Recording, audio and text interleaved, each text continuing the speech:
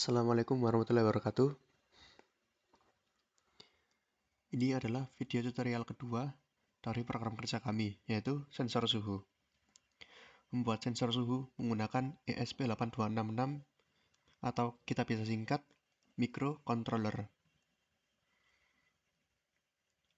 Nah, pada video kali ini kita akan membahas 6 pembahasan, yaitu yang pertama ESP8266, mengerti tentang ESP8266, yang kedua DHT11, mengetahui tentang DHT11, yang ketiga Arduino IDE, pengertian singkat tentang Arduino IDE, yang keempat framework Codeigniter 3, mengetahui framework Codeigniter 3 atau yang bisa kita singkat CI3, dan di video sebelumnya ada penjelasan yang lebih detail di video tutorial pertama.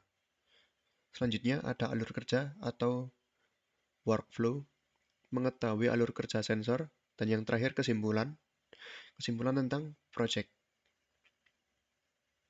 Yang pertama, ESP8266. Mengerti tentang ESP8266 atau microcontroller. Nah, singkatnya ESP8266 ini adalah microcontroller.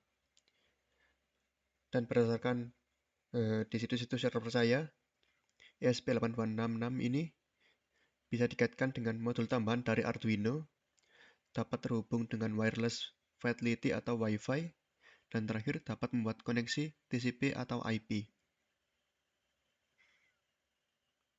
Selanjutnya yaitu DHT11, mengetahui tentang DHT11. Nah, DHT11 ini adalah sensor digital yang dapat mengukur suhu dan kelembapan udara di sekitarnya, serta tingkat stabilitas yang sangat baik, fitur kalibrasi yang sangat akurat. Oke, selanjutnya yaitu Arduino IDE. Pengertian singkat tentang Arduino IDE. Nah, singkatnya Arduino IDE ini adalah text editor untuk memprogram board.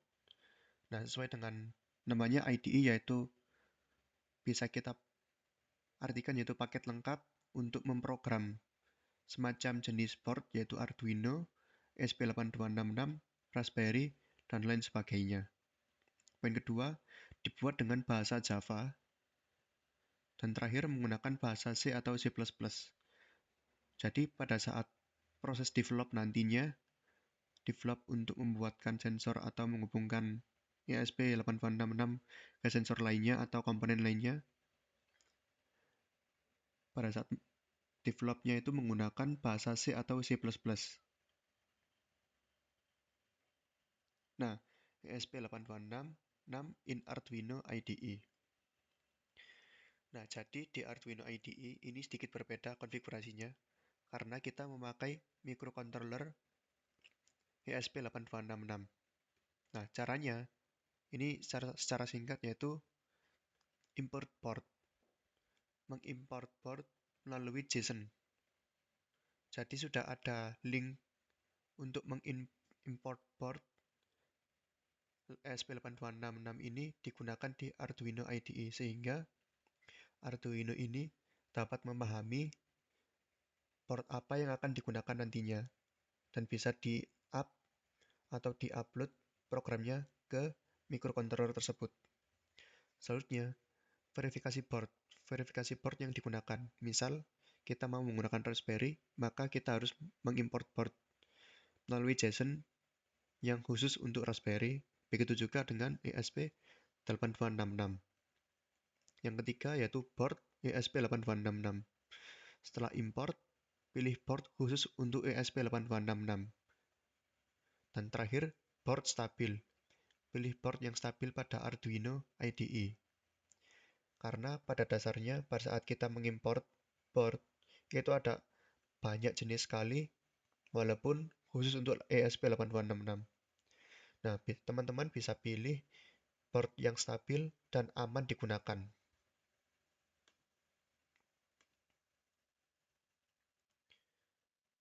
Di pembahasan selanjutnya, yaitu framework Codeigniter 3, mengetahui framework Codeigniter 3 atau bisa kita sebut CI3. Sama seperti sebelumnya, di sini saya hanya mengenalkan saja apa itu CI3 pada pembahasan tutorial 2 video kali ini. Sebuah framework khusus web dan application development yang hadir berbagai platform open source berbasis bahasa PHP. Selanjutnya yaitu alur kerja, mengetahui alur kerja sensor. Nah, saya sudah rangkum secara singkat bagaimana sensor ini dapat tampil di web server. Nah, kalau teman-teman udah menonton video tutorial 1, saya menjelaskan tentang MVC di sana. Nah, di sini kita dapat melihat langsung bagaimana MVC ini bekerja pada saat web server ini ditampilkan. Pertama, web server akan mengambil data dari database atau basis data. Nah, data tersebut ini adalah data yang dynamic, yang dimana web server ini tergantung bagaimana database ini isinya apa. Kalau isinya cepat berubah-ubah, maka web server akan mengikuti database-nya. Nah, disinilah permainan datanya. Kita dapat menggunakan database ini sebagai penyimpanan untuk dapat mengambil data yang dikirim dari ESP. Oke, setelah itu kita pindah ke alur kerja ESP. Nah, ESP ini bekerja dengan WiFi. Karena bekerja dengan WiFi, maka membutuhkan modul atau library untuk menghubungkan dengan WiFi. Nah, modul yang digunakan yaitu WiFi, sensor, setelah itu server atau HTTP. Sehingga kita bisa berkomunikasi dengan WiFi atau wireless fidelity, sensor DHT11, dan terakhir HTTP yang dapat menerima request dan respon. Nah, alurnya adalah ESP ini harus terhubung dengan internet, karena nanti akan berhubungan dengan HTTP, yaitu request dan respon. Nah, setelah dihubungkan, maka ESP ini bisa berkomunikasi dengan HTTP. Selanjutnya, kita akan menghubungkan DHT11 dengan ESP. Dengan begitu, ESP dapat mengambil nilai sensor suhu, kelembaban, dan head. Head ini gabungannya dari suhu dan kelembaban biasanya. Nah, setelah dia mendapatkan data dari DHT11, data ini akan dikirimkan melalui request dan respon atau HTTP. Nah, HTTP ini langsung mengarah ke web server, yang dimana web server ini akan menerima request-nya dari ESP dan mengirimkannya ke database. Dan nilainya ini nanti diambil dari database ke web server. Jadi, data ini akan disubmit ke database melalui HTTP. Nah, database ini nanti diambil oleh web server nilainya. Jadi, setiap misal 1 detik sekali, ESP ini mengupdate nilainya dari DHT11. Nilai yang didapatkan dari sensor DHT11. Setelah itu dikirimkan ke web server. Nah, web server ini memiliki fungsi yang dapat submit ke database, dan nilai yang disubmit tadi diambil lagi oleh web server. Seperti itu. Oke, ini adalah konfigurasinya. Singkat saja.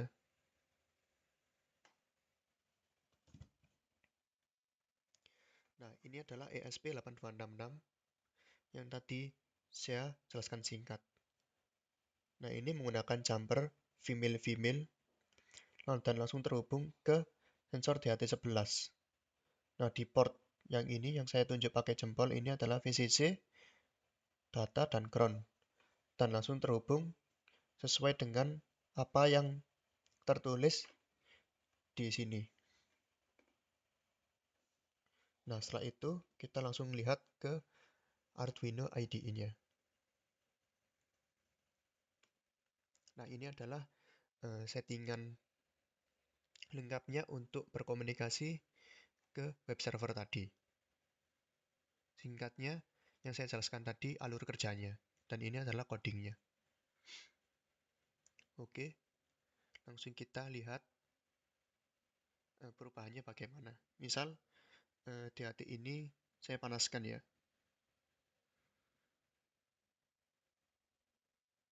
Nah, dia akan berubah sesuai dengan sensor suhu yang diambil. Seperti itu. Dan lihatnya bisa di sini.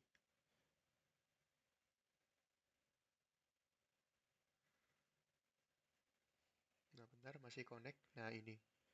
Ini adalah tampilan untuk mengecek output dari konfigurasi yang kita setting tadi. Dan ini saya beri delay 1 detik. Ini satuannya millisecond. Oke, lanjut. Yang terakhir kesimpulan. Kesimpulan tentang project. Sensor suhu.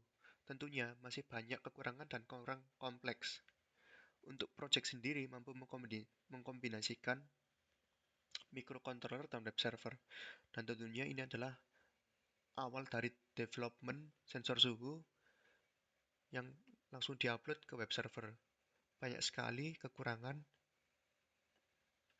dalam pengembangan ini, tentunya dalam prototype dan kompleksitas codingan. Tetapi ini adalah awal dari development sensor suhu yang langsung terhubung ke web server. Oke, sekian terima kasih. Jangan lupa hubungi akun Instagram kami dan email kami. Wassalamualaikum warahmatullahi wabarakatuh.